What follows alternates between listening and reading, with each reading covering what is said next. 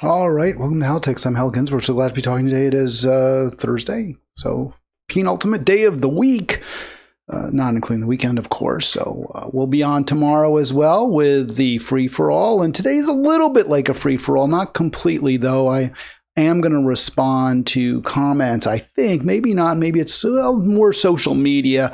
But yeah, no, there'll be some responses to comments. But the major focus, the primary focus is going to be on media. And I found three stories. I was debating, where to go. And obviously, Mamdani's a big story. I'm going to talk about Mamdani's election. I was trying to figure out how to frame it. What was a good theme? And what kind of struck me, and I'll show you in the, in the thumbnail that I highlighted was really the media just getting stories wrong. And I talk a lot about this. This is a big deal for me. And I don't like to focus, on necessarily. I did do it with the faux-gressives, right? Because it really irritates me, the self-righteous arrogance, the condescension that you find, especially from certain faux-gressives like the best example really is Kalinsky. He is really smarmy. Sometimes Sam Cedars like that. He's gotten a little better, I think, on some of the issues. He's been a little bit more willing to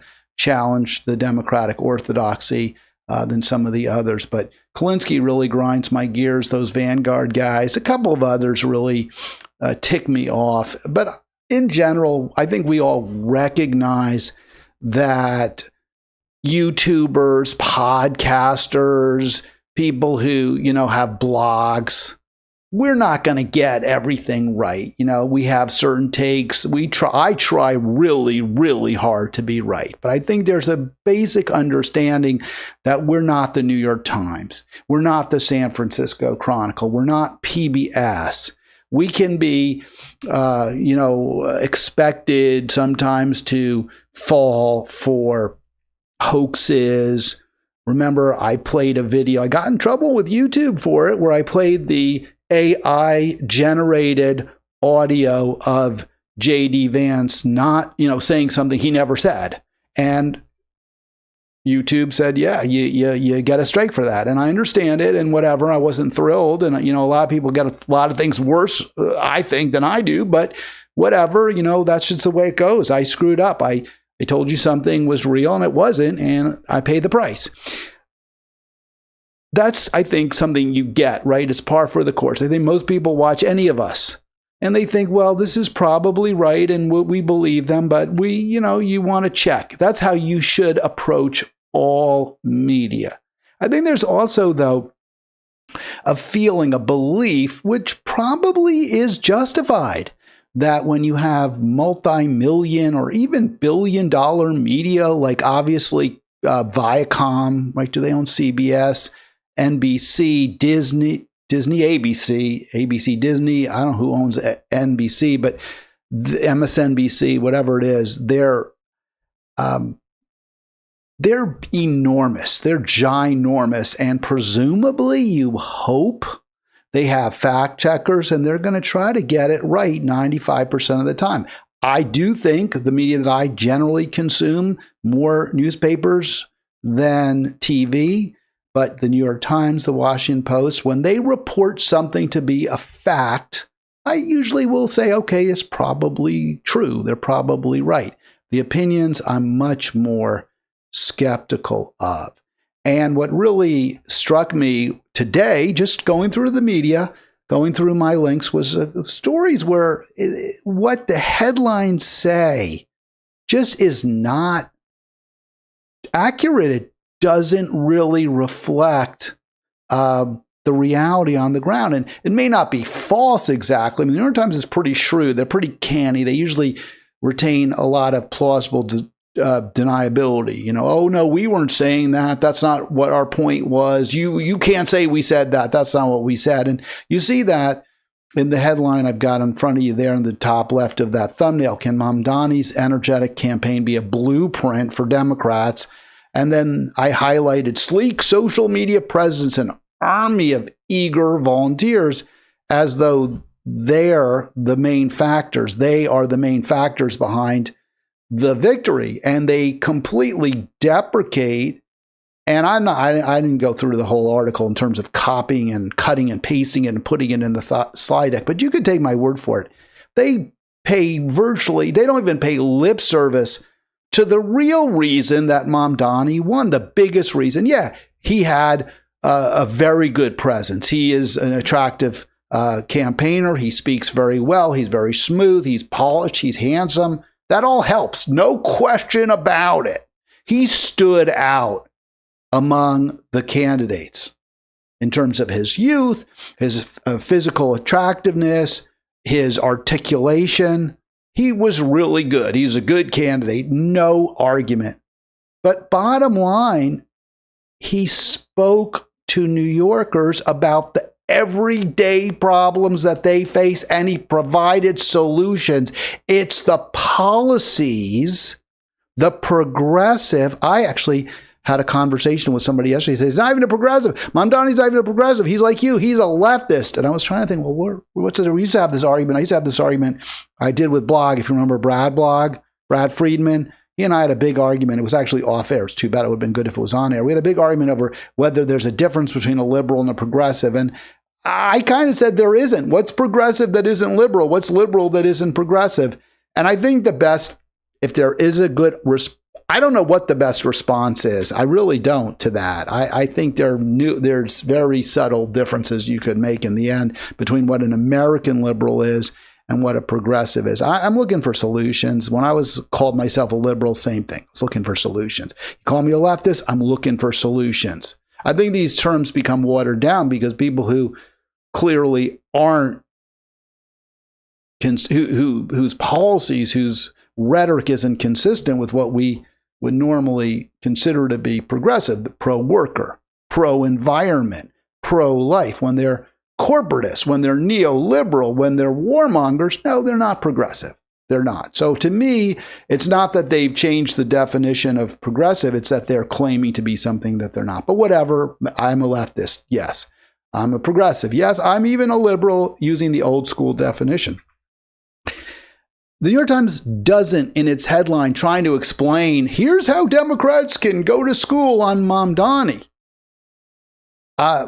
No, that's not how they can go to school on Mamdani, because you aren't talking about the real reason he won. Because he provided, he presented, he discussed, he called for, he said he would enact policies and programs that will make life better for poor, struggling, and working people. And that presumably, in fact, he was pretty, it wasn't presumably, and that would also claw back wealth and power from the billionaire elites.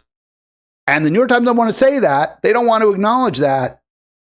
So they pretend, they ignore that elephant in the room and focus on the sideline issues, his energy, his core of eager volunteers, who, by the way, were there because of his policies, right?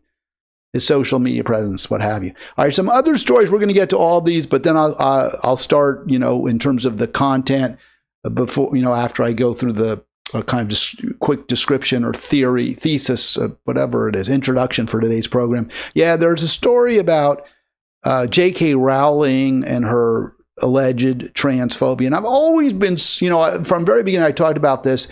People always accuse Rowling of being a transphobe. And certainly she has pushed back against the demands of the extreme trans ideology that is, seems to speak. And I actually spoke about this at length with Dana. I forget her last name now, but a trans activist. Well, she's not an activist. She's a doctor. She's just a doctor who happens to be trans, and Dana Beyer. And so we talked about this, and I think she and I are pretty close on the same page. But the allegations that Rowling is anti-trans almost never actually cite chapter and verse. Say, this is what she said. It's very rare.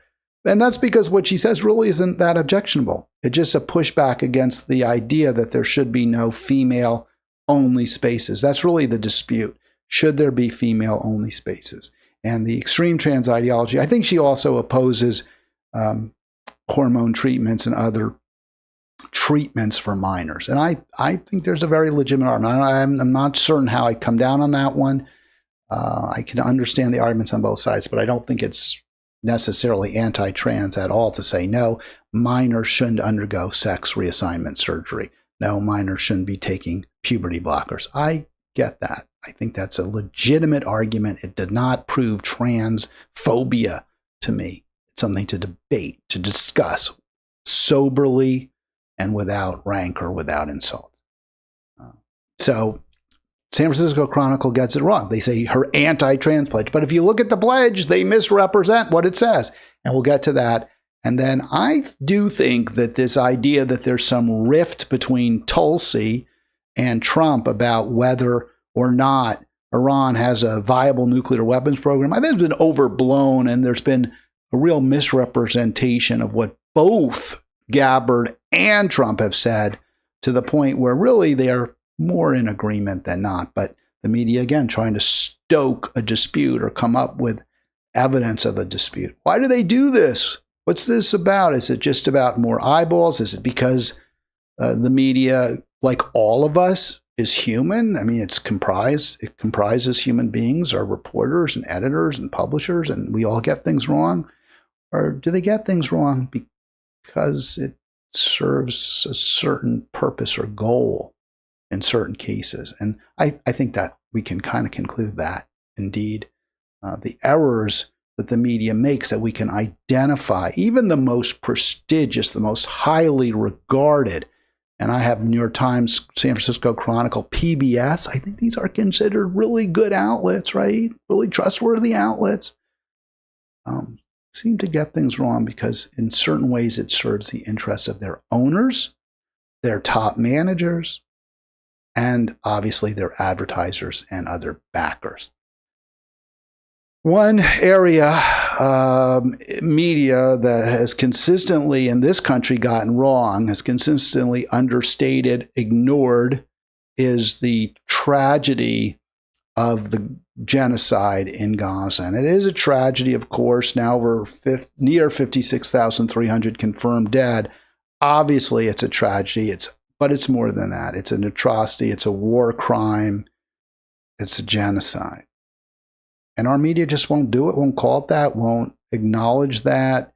But, you know, the New York Times has done some good stuff and published articles about how Israeli military shoots children in the head. Israeli military uses seniors as human shields, right? They make them walk through minefields. So that's what the Israeli military does. That's what we've learned even through the New York Times. But in so many ways, the Times and others have understated, engaged in false equivalencies and the like. So you see our media over and over either trying to stoke divisions between poor, struggling, and working people, or justifying, defending the indefensible. Gaza death toll nears 56,300 as Israel continues its brutal war on Palestinians. That state line today, June 26, Anadolu Agency, and their report. By the way, I was asked, how do we know we can believe these numbers? Well, look, if someone can credibly dispute them, say that it really wasn't that many, these are overstated or understated, you know, then we should do that. To my knowledge, there's been no credible debunking, discrediting of these numbers, except to point out that almost, and in fact, even the media acknowledges all the time, these are an undercount. There's bodies under the rubble, thousands of bodies under the rubble. There are people whose deaths may be due to trauma, due to disease, even due to starvation, suicide, that we haven't included in the death count. And you can also get a vibe for just how bad it is there and why these numbers seem, if anything, low, by just looking at the images we've seen. The entire region has been reduced by Israeli bombers, by Israeli soldiers, to rubble. So in a region with 2.5 million or so estimated, crammed together in a very, very small area, this count, if anything, 56,000 could certainly strike one as low. 103 bodies brought to hospitals. And even Israel's not even now disputing the number. They're just saying, well, there's a lot of those people who are Hamas. It's their basic argument. We have our count, 56,259 Gazans, according to Ajansi on Anadolu, the Turkish news agency, since October 7. Israel has killed. And that's 103 yesterday. And then this year, from March 18 through today, Trump and Netanyahu have killed close to 6,000 Gazans and likely over 3,000 women and children. I thought one of Trump's better picks in his cabinet is this woman, is Tulsi Gabbard. And unsurprisingly, she was the one that Democrats were most opposed to. They felt terribly betrayed because she supported Bernie over Hillary. That was a mortal sin as far as the Democratic establishment is concerned. And for those of you who think, well, we can reform the party, we can change the party, we can make the party better, we can make the party responsive to the working people. The party right now, we're not talking about the party 5 years ago, we're not talking about the party that embraced Joe Biden in 2020 over Bernie. We're not talking about the party even in 24 that first refused to acknowledge how serious Biden's mental decline was and then jammed a completely awful, right? An awful candidate to run for president, one who was just clearly way over her head. So I'm not even talking about that party. I'm talking about the party that in January decided that a truly independent voice, somebody who has spoken up and against correctly, consistently American empire, was the bête noire, the worst possible choice of all of Trump's cabinet picks. That would be Tulsi Gabbard. Every Democrat voted against her, even Bernie did, and he knew or should have known that she would be much better than anybody else Trump might nominate for that position. So Tulsi Gabbard saying, hey, in March 25 of this year, we don't have the evidence that Iran has a nuclear weapons program. And the headline here, this is from PBS News. I'll play the video so you can hear it in a second, but I wanted to just set the table. So June 17th, a week ago, plus a couple days, America's spies who are under the control, the direction of Tulsi Gabbard say Iran isn't building a nuclear weapon. Trump dismisses that assessment. So let's go through that. Let's first of all play the exact clip. This is from the Washington Post. I looked around to get just the right audio of Gabbard's testimony, and I really appreciated the way the Washington Post packaged this to make it so easy for me. So thank you, WAPO. This comes from C-SPAN. As you can see, the C-SPAN logo is going to be there, but I took this from the Washington Post website. So thank you, Washington Post. Always want to give credit where it's due. Here's Gabbard talking to Congress about Iran's nuclear capabilities. The IC continues to assess that Iran is not building a nuclear weapon, and Supreme Leader Khamenei has not authorized the nuclear weapons program that he suspended in 2003. The IC continues to monitor closely if Tehran decides to reauthorize its nuclear weapons program.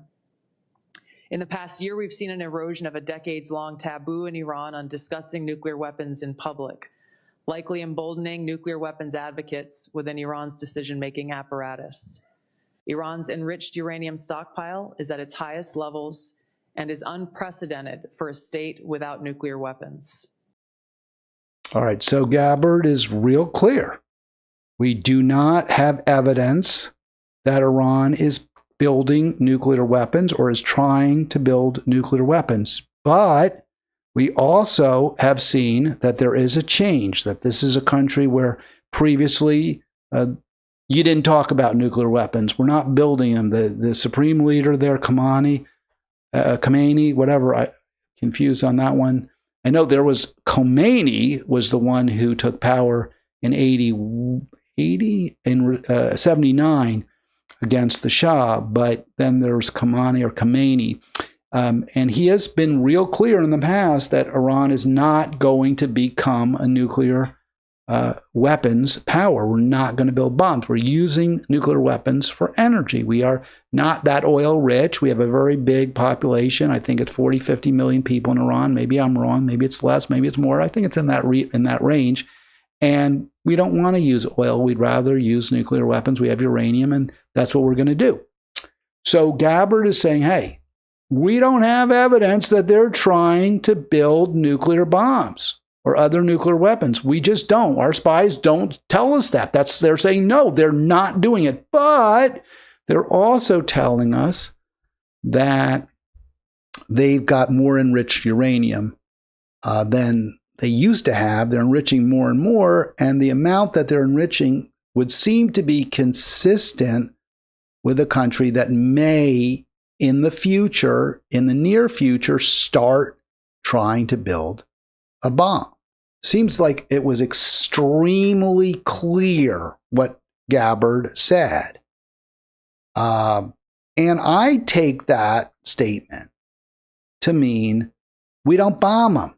They don't have a weapons program. I take that statement to mean we negotiate, we talk to them, we try to figure out ways to really assure Iran that we're not their enemy. We're not looking to,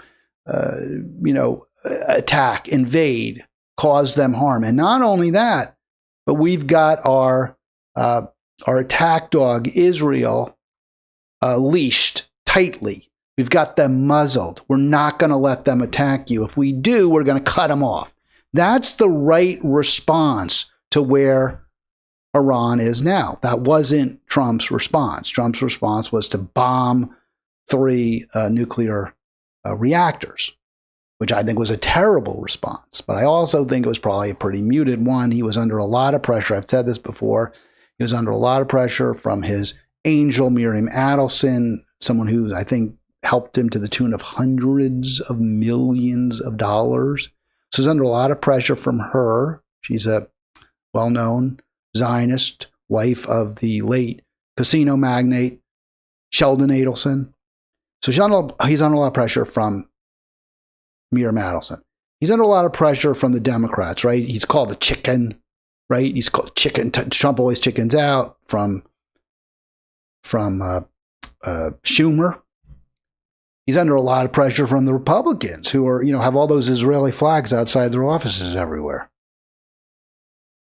He did what he shouldn't have done, in my opinion. He bombed Iran. He's done a lot of terrible things he shouldn't have done. But he doesn't, as far as we can tell, it seems clear he would rather negotiate with Iran than he wants to start a war. So the point that Gabbard made, they don't have a nuclear weapons program, contradicts Trump's action, which is to bomb the nuclear reactors. But it's consistent in a way too. I mean, if they don't have a nuclear weapons program, you say, well, why are you bombing? But if you're Trump, you say, well, because they're close. They're very close. And she said it. She was clear. They're enriching a lot of uranium. They aren't, as far as we can tell, trying to build bombs with that, but they're enriching a lot. Maybe they'll any day start to. So when Trump says Iran is close to having a nuclear bomb, that's not a direct contradiction to what Gabbard said. Gabbard said, well, they're not building one now, but that doesn't mean they're not close, right? And what does Gabbard do? She says Trump says this and he doesn't, I don't care what you say. We are concerned that, they have these nuclear, they might get them. And what does she say? She says, no, you're misconstruing what I said. I didn't say they don't have the capability. I said they're not actively trying, but that doesn't mean they're not close. But what does the media do? They're trying to stoke this division and other headlines, Gabbard sidelined. It's just not accurate. But I presume it sells more papers. This is a way to get at Gabbard, somebody, you know, we haven't forgotten Tulsi. We haven't forgotten. You betrayed Hillary. You went with a Democratic Socialist in 2016. We're going to go after you at every opportunity.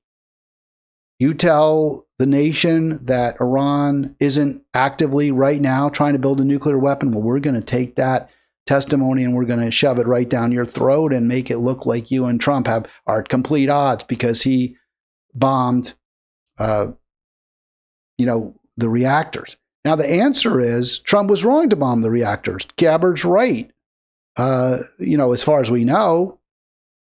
But the media doesn't want to say that. And the media also doesn't want to even suggest that Trump's response wasn't as aggressive.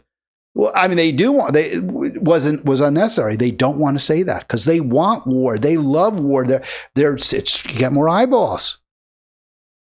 And weapons manufacturers underwrite a lot of cable TV, cable news. So that's why you're getting a claim from media, and this was PBS, but we see it everywhere. PBS also underwritten by weapons manufacturers. I'm pretty certain Raytheon is one of their, Lockheed Martin are one of their, are included in their underwriters.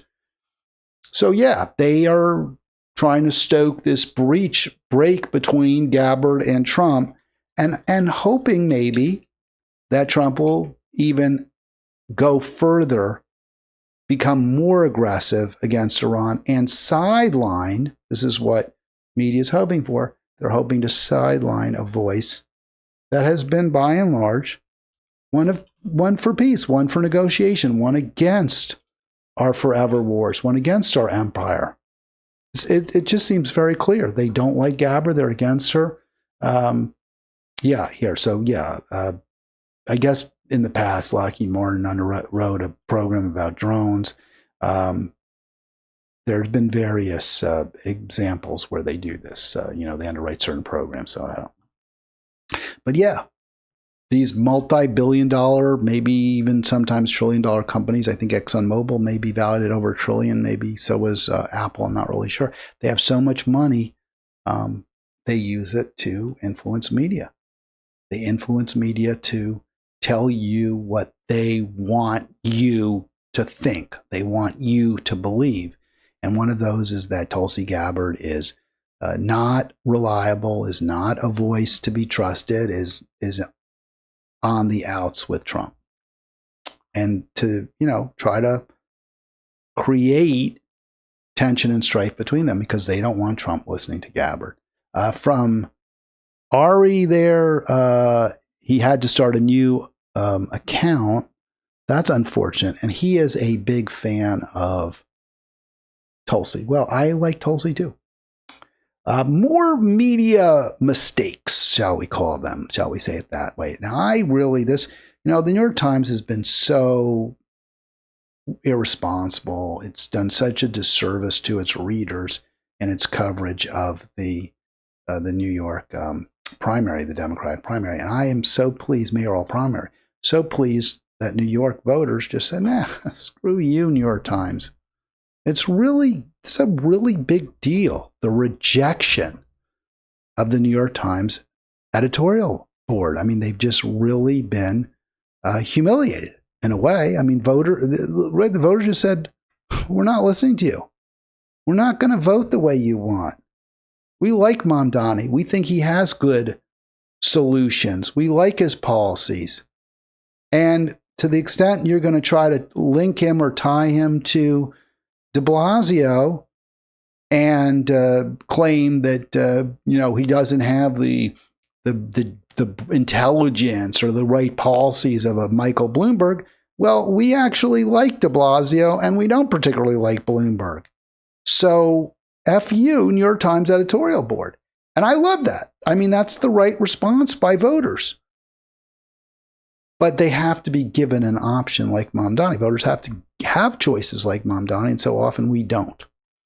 Here's how the New York Times has opted to frame the decision by New York City Democratic primary voters to nominate a candidate whose policies are anathema to the elites who are on the New York Times editorial board and who are whispering in the ears of the New York Times editorial board. Here's how they've decided to frame that win. Their loss, Mamdani's win. Their loss, the win of the people, the working class, blue collar New Yorkers. Well, it's not about policy. This is how we're going to frame it. It's about sleek social media, right? The voters were kind of, they fooled by all those, smiling pictures of Mamdani and his quick wit, his rapier-like wit, his ability not to be flustered when asked about the anti-Semitism that his campaign is possibly fomenting, and his, sensitivity that he's able to express in a way that with which voters empathize when he talks about Islamophobia, how he's a victim of Islamophobia. And rather than voters turning against him in disgust, thinking, well, Muslims deserve to be feared and hated because of their record of genocide against Jews, obviously the complete opposite of the reality on the ground. That, and the fears, the legitimate fears that even in New York, the most Jewish city in the world, except for Tel Aviv, even in New York, Jews are fearful. They're afraid of anti-Semitism. And yet, many Jewish voters chose Mamdani. They rejected the fear-mongering. So how does the New York Times spin that?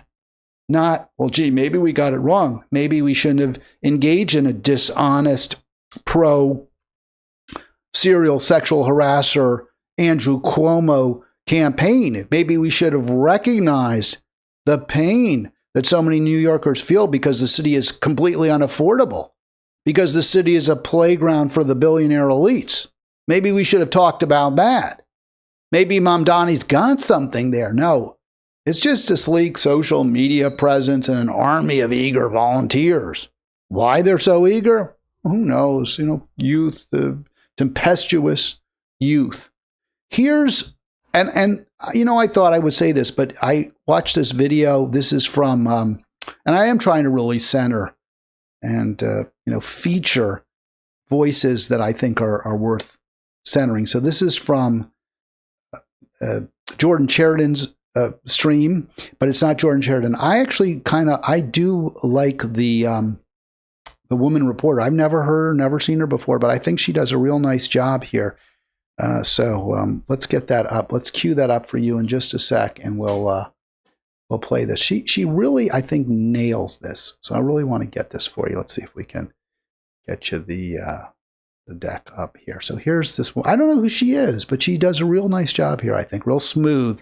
Right? She really explains it, in my opinion, very, very well. This could not be a clearer message to Democrats about what will make working people of all demographics show up for them. It is offering material things, like we have been saying here for a very long time. Clear and simple and real policy proposals designed to alleviate working people's material burden. That's it. Clear. I mean, what could be more obvious? Clear and simple solutions to alleviate the material burdens that working people face. I mean, exactly. That's why Mamdani won. It's not sleek social media. It's not, he can talk to voters like Joe Rogan. No. Voters recognize that the policies that he proposes, rent freeze on rent-stabilized apartments, putting city-operated grocery stores in food deserts that there exist even in New York City and inner-city neighborhoods and predominantly black and brown neighborhoods. There just aren't supermarkets, there aren't grocery stores, so the city is going to put some there. People recognize that benefits us. That's good for us. So they voted for him. Mamdani's saying, hey, we're going to have free public transit, at least when it comes to the buses, because that's just an expense that ordinary, everyday New Yorkers, the ones who take buses, really, many can't even afford that. These are just ways we're going to really work to make the city more affordable. We're going to not just have a rent freeze, but we're going to actively, aggressively start building middle-class housing. So that's what Mamdani proposed. And it all it's perfectly sensible. That's why he won. But the New York Times doesn't want to talk about policy. They don't want to, except to the extent they want to bash Mamdani's. They don't want to talk about the challenges that have made life for so many New Yorkers not very pleasant. The quality in the city has really dropped for so many New Yorkers because of the unaffordability, because wages aren't keeping up with costs, because of the skyrocketing rents and condo and brownstone costs to build, to buy a house or home. But the New York Times doesn't tell you that. It's all about his energetic campaign. Well, that's why they're not that influential. That's why people aren't paying attention to them. That's why their opinion was discounted, because they don't have their finger on the pulse of the working people in New York. They don't care about the working people in New York. Those people are irrelevant to the New York Times. And that's why it gets it wrong, because it doesn't want to get it right. It's not that they made a mistake. It's not that they doped out the race wrong. It's that they don't give a crap about what life is like for most people in the city of New York. The only people whose voice matters, the only people whose interest matters to the New York Times are the elites, the billionaire class, and yes, upper middle class folks who buy a lot of the items, who shop at Tiffany and Bergdorf Goodman, and buy whatever is advertised in their pages, or whose opinion is relevant to the underwriters, who like those ads for Exxon or what have you that you see in there. That's who the New York Times audience is. That's who they're writing for. That's who they're writing to. And, everyone else can go pound sand. Some comments before I get to the story, the J.K. Rowling story that I think also gets it really wrong in the San Francisco Chronicle gets really wrong. I thought there were some interesting X comments I just want to share with you. I'm not sure who Alessandra Biaggi is. I'm assuming these are pretty important influencers. She's got a blue check. There's a lot of shares. There's a lot of love for this. Why are Democrats more afraid of democratic socialists than MAGA fascists? And, I think there's a lot of truth to this. Certainly Democratic elites, Democratic influencers are. And I think one of the answers to that, or evidence that this is true, I saw this video. I don't have a clip of it for you, but Stephen Colbert, I won't say, oh, he's a liberal, he's a lefty, whatever. Stephen Colbert just really, really, really tried to embarrass and humiliate Zoran Mamdani, basically all but calling him an anti-Semite, telling him that there's a real growth, anti-Semitism is a major problem in the city, and Jews are afraid, and they're afraid of him, and why? What have you done? What are you going to do about that? And Mamdani handled with incredible grace.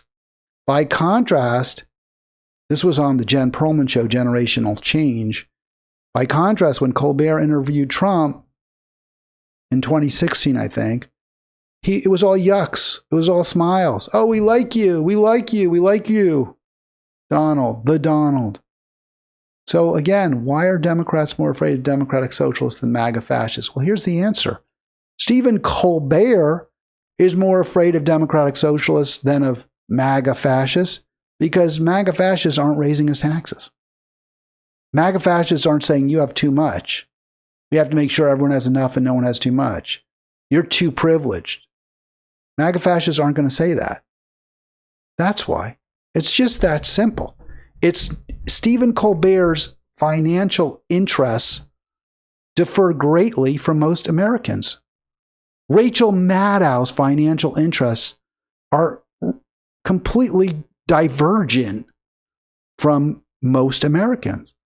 And that's why most Americans recognize that they're not on the same page, that they're not allies. They can't be trusted. That's why Trump won. Not that Trump is some great shakes by any means either. But the voices on the, quote, left, unquote, are clearly not those of America, the American majority either. And nor are they pursuing policies that are in the best interest of the American people.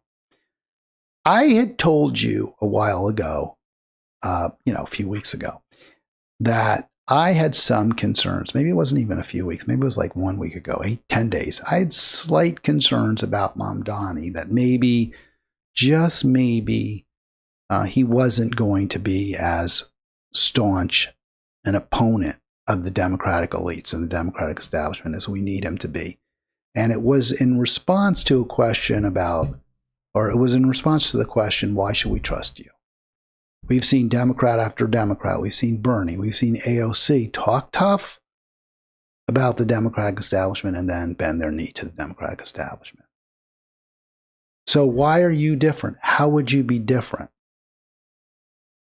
And Mamdani didn't directly respond to that. He didn't explain how we can hold him accountable or why, unlike an AOC, he's not going to deliver a speech in 4 years or whatever, 3.5 years on the floor of the Democratic National Convention supporting a Pete Buttigieg for president, right? That's the fear, right? That will get a Mamdani, and obviously the mayor of New York, he's going to, assuming he wins, he's going to be a big shot. He's going to have a very big pulpit.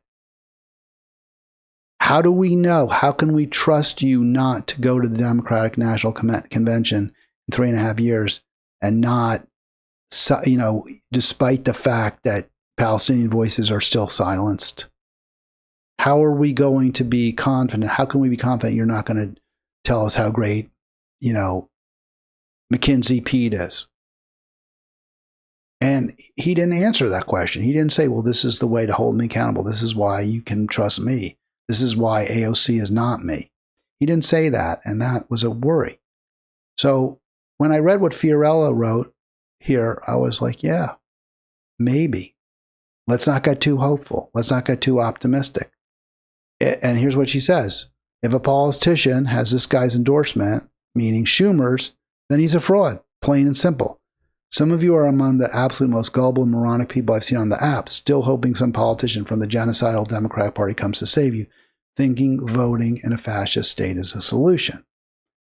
And then she points out that Schumer has endorsed him. I've known Zoran since we worked together to provide debt relief for thousands of beleaguered taxi drivers and fought to stop a frack gas plant in Astoria.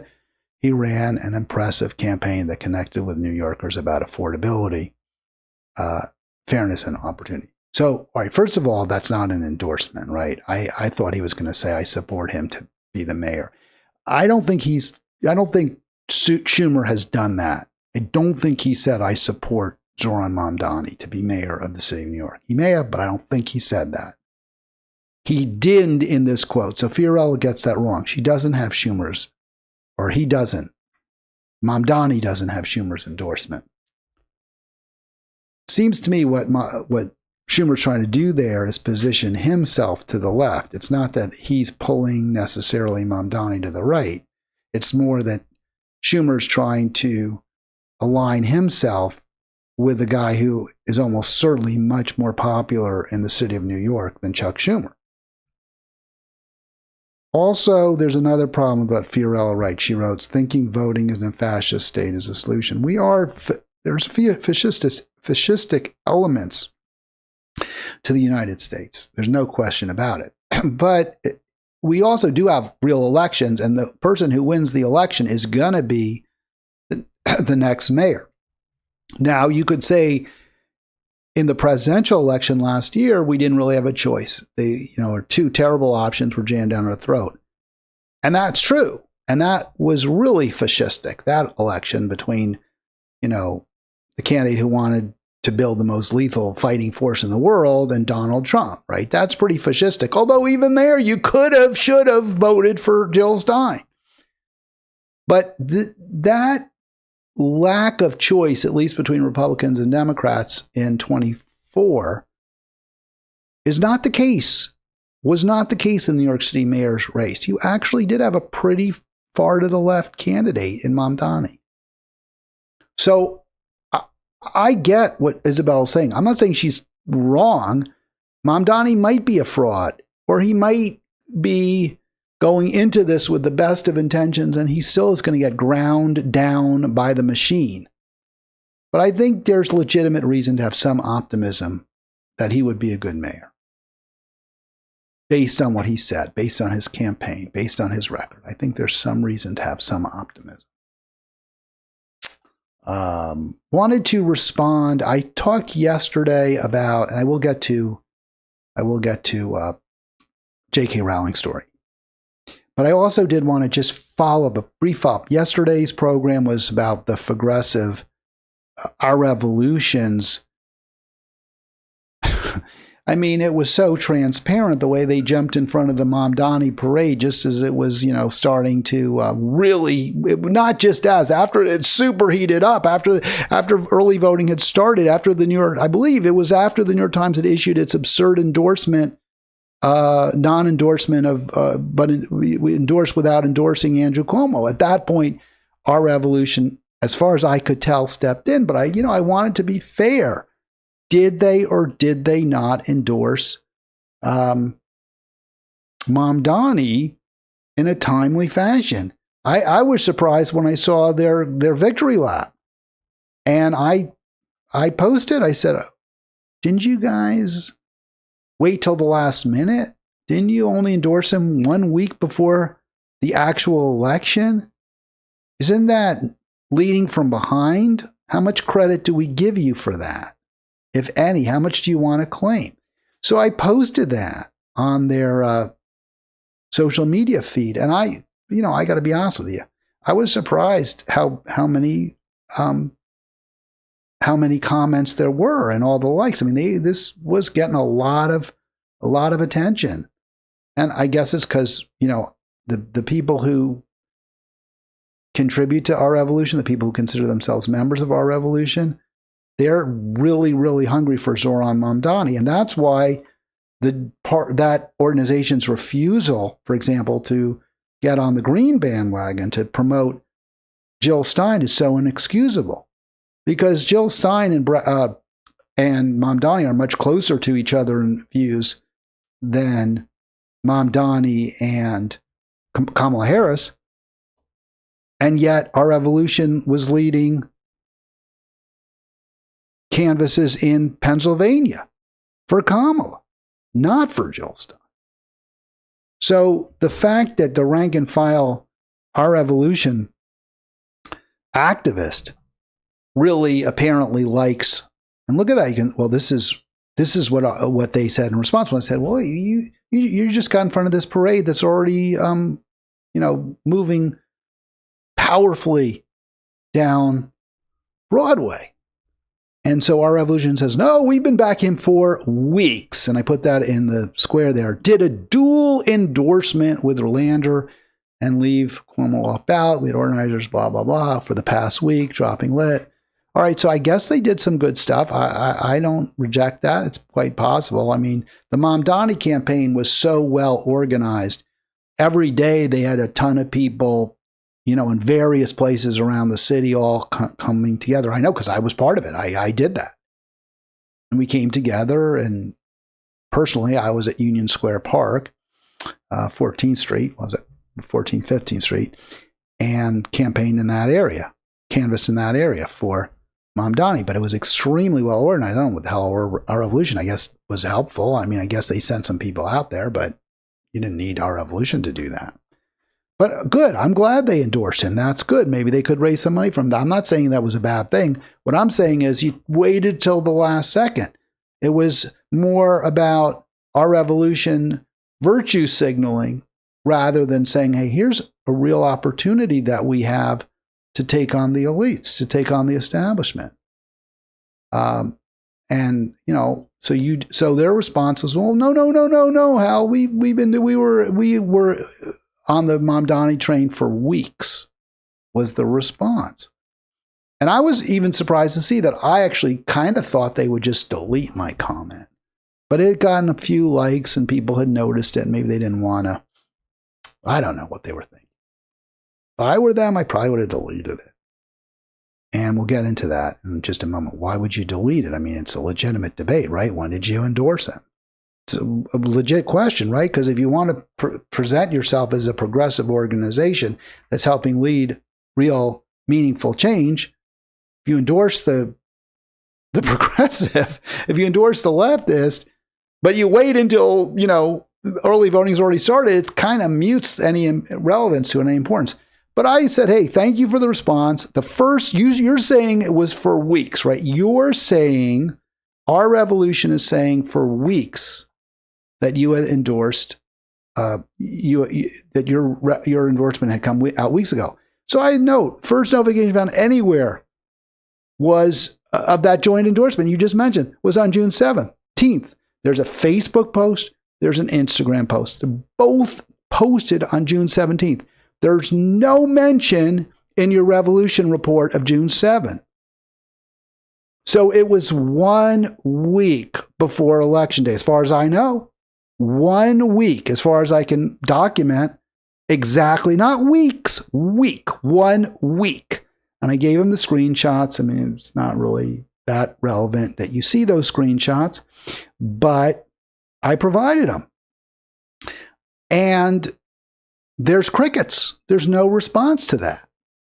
So it's kind of weird. It's like, here you go, OR. You said it's been for weeks, but it's not for weeks. It was for a week. It was for 1 week that you had, and this was after early voting. So there's the Instagram, and you can see 1 week, 1W. I highlighted it because they don't go by dates, but you can go by the date when you look at the one on Facebook.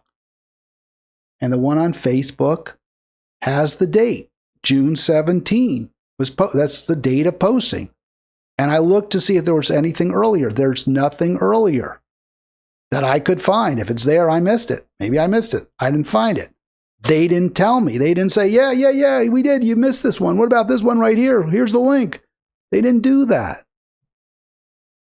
So they just ignored my point. If you're going to engage in the first place, if you're going to say, oh yeah, it was for weeks, and then you don't have the goods, you don't have the receipts, then just come clean. Either delete my post to begin with, just ignore it, just get rid of it because it makes you look kind of bad, right? Or prove me wrong, or come clean. But they did none of it. They argue, well, no, we did it for weeks. We had it for weeks. They didn't. They can't prove it. They didn't, or they didn't document that. They don't respond to it. Come clean, say, yeah, you know what? We should have, you're right. We'll do better next time. If you said that, I'd have a lot of respect for that, wouldn't you? If they had said, you know what, Hal, we did kind of get on board the Mamdani Express after it had left the station, right? We tried to get on board after it left the station. So we kind of blew that one. Yeah, we'll try to do better next time. He really wasn't on our radar screen. Say that. Or just get rid of it. But see, here's the thing. They're not just like the New York Times. These, quote, progressive, unquote, institutions, organizations, whatever you want to call them, they're about fundraising. They're about paying salaries to their executives. They're about getting the leadership on NPR and speaking, with the New York Times reporters.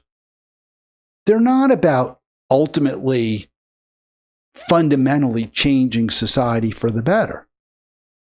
And this is a huge problem. I don't deny it. I don't know, because I don't have an answer. I really was a big supporter of our revolution. I thought this was a great organization when I first got involved in it. But over time, it just becomes clearer and clearer that these groups morph into kind of just a self-supporting groups that are designed to support themselves, not ultimately to make fundamental change. Oh, they'll try to persuade you that they're making change, that they're effective, but that's ultimately not their mission. Their mission is to sustain themselves.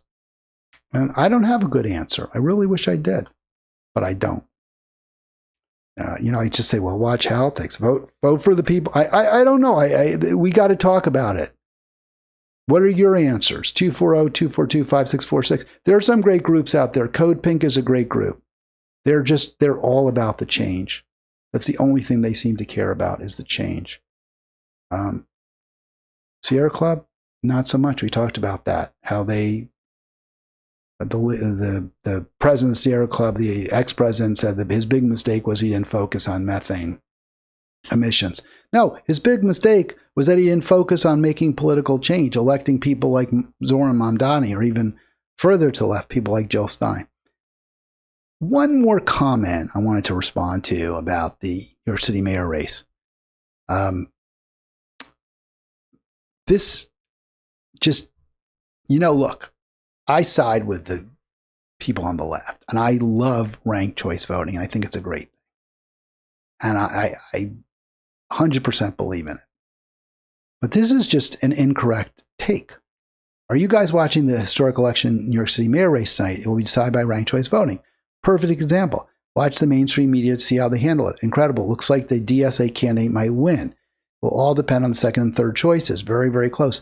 The media may try to blame RCV if the DSA candidate wins. Okay. Mamdani got the most first place votes. He was ahead the whole night. The media, ranked choice voting can only hurt Mamdani at this point. If there's no ranked choice voting, Mamdani's the mayor. So you can't blame ranked choice voting if Mamdani wins, because he would have won absent ranked choice voting. And at this point, although the odds are very good that he will win, he might not. So it's a fundamental misunderstanding of what ranked choice voting does. Ranked choice voting allows candidates who may not have as completely, solid support, who aren't as it tends to say, look, if you're not the most popular first place choice, but a lot of people like you and a lot of people think you're the second best option, or maybe even the third best option, then you can still win. That's what ranked choice voting does. But that's not what happened in New York. In New York, you had a guy, Mamdani, who was super strong among a large plurality of the voters. That's a candidate who would never want ranked choice voting, because what if except for the 43% who voted for him, the others don't like him, don't want him to be president, to be mayor? Then he'd lose. That's not going to be the case here, but that's the case. Now, if Cuomo had emerged from that scrum in first place, and then he had ultimately lost, then the media would probably blame ranked choice voting. And they'd be right. It would be ranked choice voting that led to a much better outcome than Andrew Cuomo mayor. But that's not what happened. So I don't see how the media ain't blaming ranked choice voting for this. If they do, they're really, really, really think you're an idiot. Now maybe they do. Maybe that'll happen. All right, one more story. Now, I talk about the trans issue, not that much, but I do talk about it now and then. It is of some interest to me. It's of some import for a variety of reasons. I certainly do believe, and I even remember when I was in law school, I had a little bit of a debate with a professor about how inclusive sports should be, especially sports. How co-ed should we be? Should there be female-only spaces? And I remember saying to him, look, you gotta have girls-only sports. You've got to have female-only sports. I remember reading a story in some newspaper or some magazine where because there was no boys field hockey at some school, some of the boys decided to go out for field hockey and they made the team. And I just said, that's terrible. Those 4 boys playing on the field hockey team wearing their their kilts, they're keeping 4 girls from playing field hockey. And not only that, they're bigger, they're stronger. They could hurt girls. I understand the idea of inclusion. Well, maybe those boys really, truly, sincerely want to play field hockey. I get it. But the solution, and I said this back when, 40 years ago, the solution isn't 38 years ago. The solution isn't letting high school boys compete on girls' teams. It just isn't right. Now, some might argue, well, this is different. This isn't boys, it's girls. They're trans girls, but trans girls are girls. Well, no, they're not. They're like girls in some ways, but in other ways, they're not. And sports are not about gender. They're about strength. They're about speed. They're about size. They're about coordination. And boys, even before puberty, but even more so after, have advantages in those areas, significant observed advantages. It may or may not be the case that treatments, hormone blockers, puberty blockers, what have you, for boys will reduce or even eliminate those advantages in certain areas. But the most recent studies say, no, they don't really. There's always going to be some advantages that males have. And not only that, even if you could somehow be sure that you've created an even playing field, do we really want to go that route where we're constantly testing the male athlete to make sure they don't have a biological advantage? Do we really want to do that? And even when we do that, we're still excluding some female athletes as a direct result of allowing the male athlete to compete in women's sports, in girls' sports. Do we really want to do that? Now, you might say, yes, we do. You might argue, you might have a different view than I have. Fine. But then let's have that conversation. Let's not say it's about transphobia. J.K. Rowling has made the point that when girls and women are forced to have to share spaces with trans girls and women, sometimes they're not safe. In prisons, there have been cases where either trans women or men who claim to be trans have assaulted women. That's happened. It's a fact. In sports, when you have trans girls and women competing, they do take places from girls and women. There are situations where females have had males in the locker room and vice versa. And I think a lot of us would just say this isn't right. This isn't the way it should be. And that's what J.K. Rowling is saying. Just that. That's her message.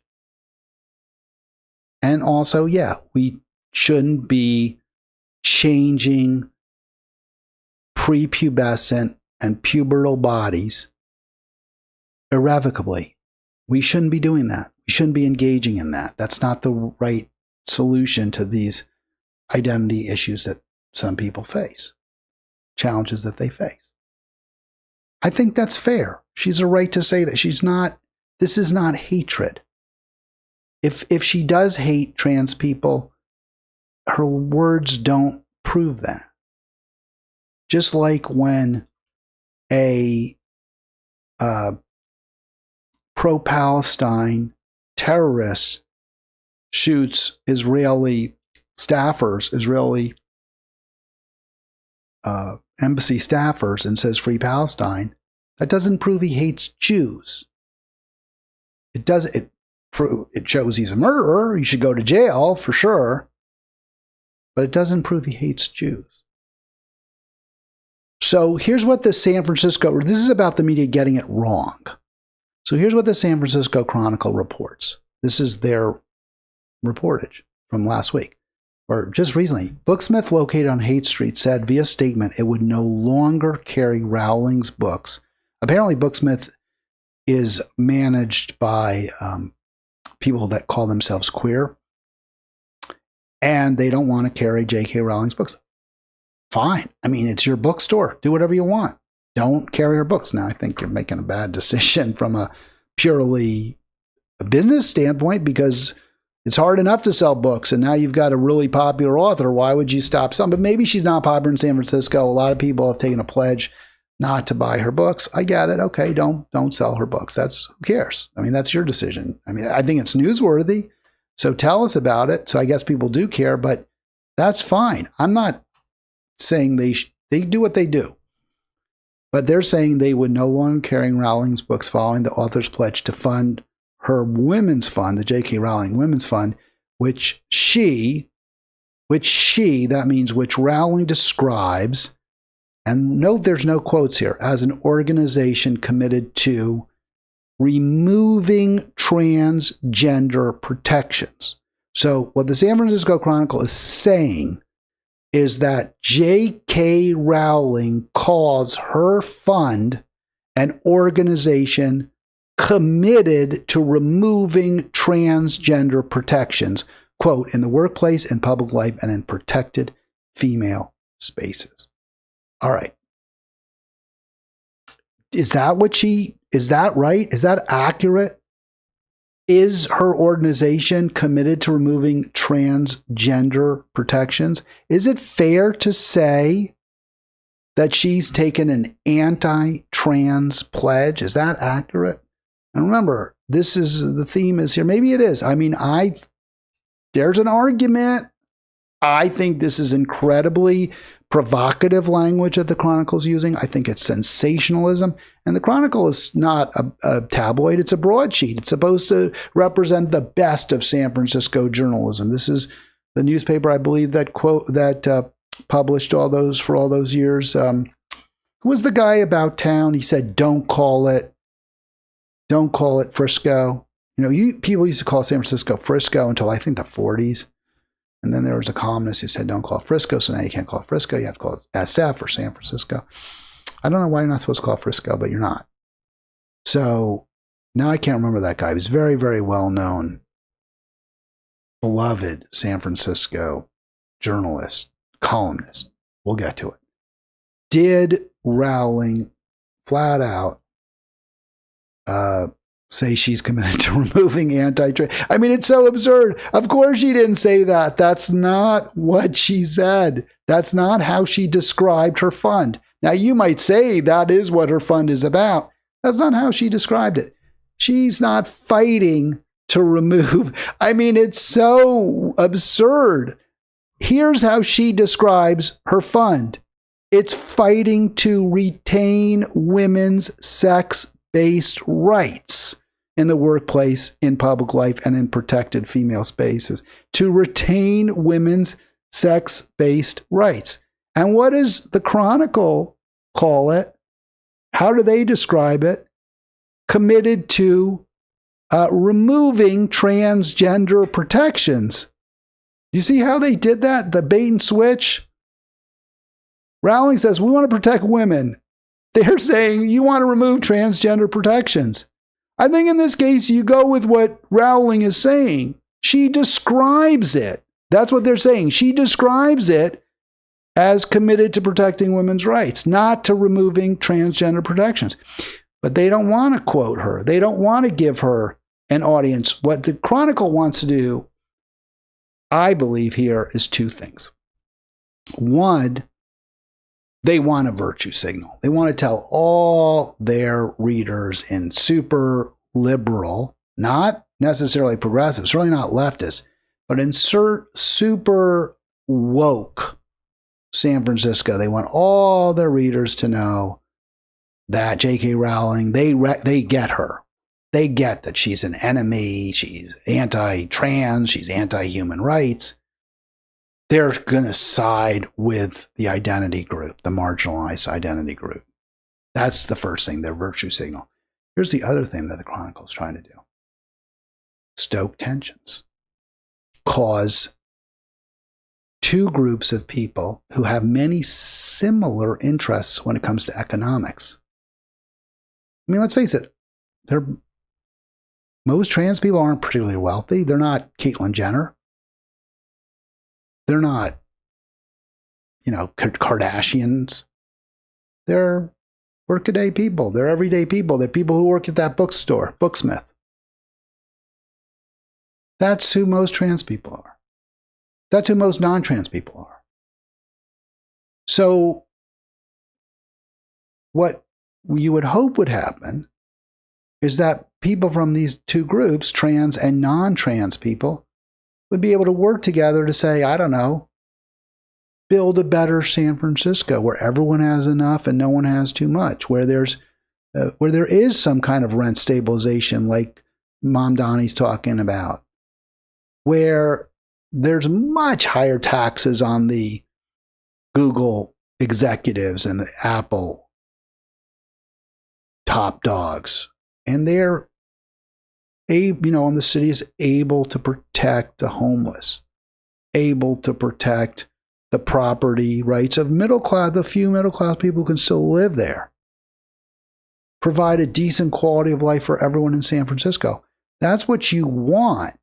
I think that's what I want, is trans people and non-trans people to come together and fight for that. But when you misrepresent, when you misstate what Rowling's position is, which is basically, again, women want biological women, and not all do, right? I mean, there's going to be an argument, but she's saying, hey, what I want is I want to have some places that are female only. Women shelters. Some of them should be for just females, right? It could be a trans person who's been battered by a spouse, but you don't get to go to this female only shelter because there's just, it's just not for you. That's not your place. You're not a female. You don't face exactly the same challenges that girls and women do. And it seems to me a very legitimate position to take. Now, again, you could disagree with me on that.